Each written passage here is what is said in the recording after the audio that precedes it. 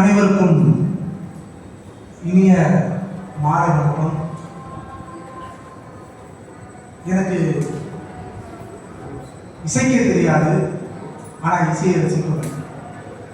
பாடல் எழுத தெரியாது, பாடலை ரசிக்குவேன். கவிதை எழுத தெரியாது, ஆனால் கவிதையை ரசிக்குவேன். அப்படித்தான் ரசித்தேன் அனிதா டேவிட் எழுதிய கவிதையை. நாங்கள் சமூக செயல்பாட்டாளர்கள், சமூக சேவர்கள். இந்த இலக்கிய வட்டத்தில், கவிதை வட்டத்தில் சற்றும் தொடர்ந்தே இல்லாத இருக்கு. அதனால நான் பேசும்போது எந்த பிழைகள் இருந்தாலும் மேலே அமர்ந்திருக்கும் கீழே அமர்ந்திருக்கும் கவிஞர் பெருமக்களும், மூத்தவர்களும், எழுத்தாளர்களும், ஆசிரியர் பெருமக்களும் மன்னிக்கும்படி கேட்டுக்கொள்கின்றேன். முதலாவது அனிதா டேவிட் மேடத்தை பற்றி சொன்னா ஒரு நல்ல தோழி, போராடக்கூடிய தோழி. ஆனால் அந்த போராட்டத்தில் புன்னகையுடன் போராடக்கூடிய தோழி. அவங்க கவிதையை நான் படித்தேன். கவிதையை படித்து அதே மாதிரி தான் அண்ணன் சபியன் சொன்னது போல அவங்க நைட்டு அனுப்பும்போது தான் எல்லாத்துக்கும் நினைச்ச நைட்டு அனுப்பிட்டாங்க போது.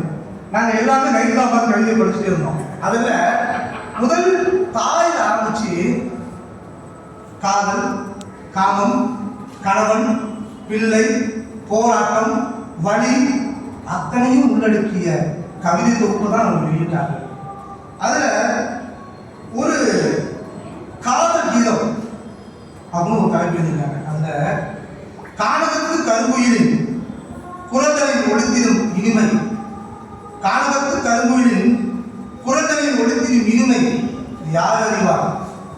இன்னுயிர் உருக்கும் அதன் இனிமையில் தன்னுயிர் உருகும் சோகமும் இருக்கலாம் அல்லவோ? அந்த சோகத்தின் வெளிப்பாடுதான் என்னவா இருக்கும்? உங்கள் சோகம் என்னவா இருக்கும்? தெரியவில்லை. 7 வருட போராட்டம் என்றார்கள். 7 என்பது 6க்கும் 8க்கும் இடைப்பட்ட சொல். அது முழுமையை குறிக்கும்.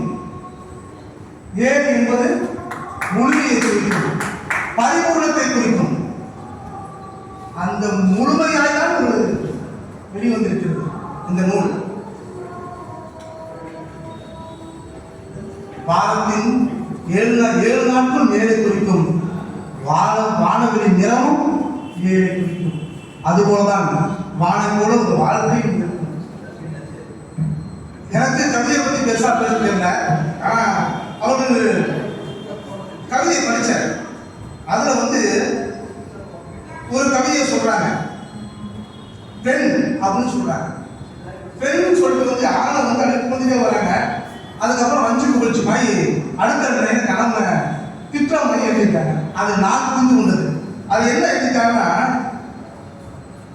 உயர உயர பிறந்தாலும் ஊர்க்குருவி பறந்தாகாதான், பெண் அவள் எவ்வளவு உயரம் சென்றாலும் அடங்க நினைப்பது இல்லவோ ஒரு ஆண்மகனின் கரங்கள் கொடுத்தான்.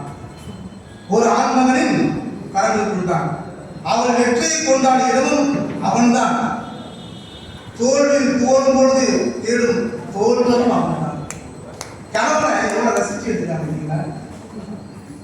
அதுதான் காதல். கணவன் மீது கொண்ட காதல், அந்த காதலின் வடிவாக எழுதிட்டாங்க. அப்படியே சொல்லிட்டு ஒரு இறக்கம் இருக்கிறாங்க. முட்டு கொடுக்கும் சக்தியா இருங்கள் ஐயா, முட்டு கொடுக்கும் சக்தியா இருங்கள், அதில் முட்களை வளர விட்டுகிறார்கள். அதில் முட்களை வளர விட்டார்கள். ஏற்றுவிடும் ஏனியாயிருங்கள், அது ஏறும் பொழுது விலக்கி விடார்கள். எனக்கு பின்னாடி எல்லாமே ஆண்மகன் தான். அந்த ஆண்மகனுக்கு ஒரு முட்டை வைக்கிறாங்க அந்த கவிதைகள். எல்லா பெண் வெற்றிக்கும் ஒரு ஆண் கண்டிப்பா காரணம். அடுத்து பொறுமையாய் காத்திருங்கள், அவள் நிச்சயமாய் சாதிப்பாள். பொறுமையாய் காத்திருங்கள், அவள் நிச்சயமாய் சாதிப்பாள். பொறுமையை மட்டும் பொறாமை மட்டும் பற்றினார்கள், அவள் துடிதுடித்து போவாள். என்னவா? பொறாமை மட்டும் பட்டு விடார்கள், அவள் துடிதுடித்து போவாள். இப்படி பெண்ணை பத்தி அருமையா சொல்லிட்டாங்க. அவங்களுக்கு எங்களது கண்மனை அறக்கட்டளை சார்பாக வாழ்த்துக்களை தெரிவிக்கிறேன். அவர்களுக்காக நான் ஒரு கவிதை எழுதணும்னு யோசிச்சுட்டே இருந்தப்ப என்னவா இருக்கும் அப்படின்றப்ப நாளை விடியல் என்னவா இருக்கும்? நாளை விடியல் என்னவா இருக்கும்? வானம் நீளத்தில் சிரிக்குமா? இல்லை, மேகம் கலங்கி அழுகுமா? உன் குரல் கேட்காத தெருவில் காற்று என்னவா இருக்கும்?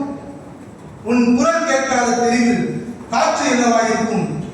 என் பெயரை சொல்லி கடந்து போகுமோ? இல்லை, மௌனமாய் தழுவி போகுமோ?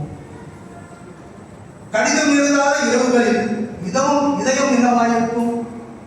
கடிதம் எழுதாத இரவுகளில் இதயம் என்னவாயிருக்கும்? நினைவுகளை எண்ணி உடையுமா? இல்லை, நம்பிக்கை கூட்டி வைக்குமா? பிரிவு வந்தாலும் சேர்க்கை வந்தாலும் வாழ்க்கை என்னவாயிருக்கும்? பிரிவு வந்தாலும் சேர்க்கை வந்தாலும் வாழ்க்கை என்னவாயிருக்கும்? ஒரு கண்ணீரில் கரைந்து போகாமல் 1000 கனவுகள் சுமக்கும் வாழமாயிருக்கும். ஏனென்றால் முடிவல்ல வாழ்க்கை, அடுத்த வரி எப்படி இருக்குமோ அதை எழுதும் தைரியம்தான் நீங்கள் என்று வாழ்த்துக்களுடன் விடைபெறுகிறேன். இந்த வாய்ப்பை முதலாவது அளித்த சிரா பதிப்பதற்கும் அதன் தலைமை பொறுப்பேற்றிருக்க அதன் பொறுப்பாளர்களுக்கும் நண்பர் ராம் அவர்களுக்கும் சகோதரி தங்கம் அவர்களுக்கும் இந்த நேரத்தில் வாழ்த்துக்களை தெரிவித்துள்ளேன். ஏன்னா அது அவங்களுக்கு மட்டும் முதல் மேடை இல்லை, எனக்குமே இந்த கவிஞர் வகுப்புல முதல் மேடை தான். அதை எங்களை போல முதல் வருவதற்கு வாய்ப்புகளை வழங்கி உங்களையும் கவிஞராக எழுத்தாளர் உருவாக்கும் சிரா இலக்கியத்திற்கு மீண்டும் ஒரு வாழ்த்துக்களை வழங்குகிறேன். இன்னும் பல பேரை உருவாக்க வேண்டும். உங்களுக்கு ஒரு வாழ்த்துக்களை நான் தெரிவித்துள்ளேன். இது உங்களுக்கு முதல் படிப்புகளும் இல்லை, கழிப்பதும் இன்னும் நிறைய படைப்புகள் உங்களிடம் நாங்கள் எதிர்பார்க்கின்றோம். நன்றி.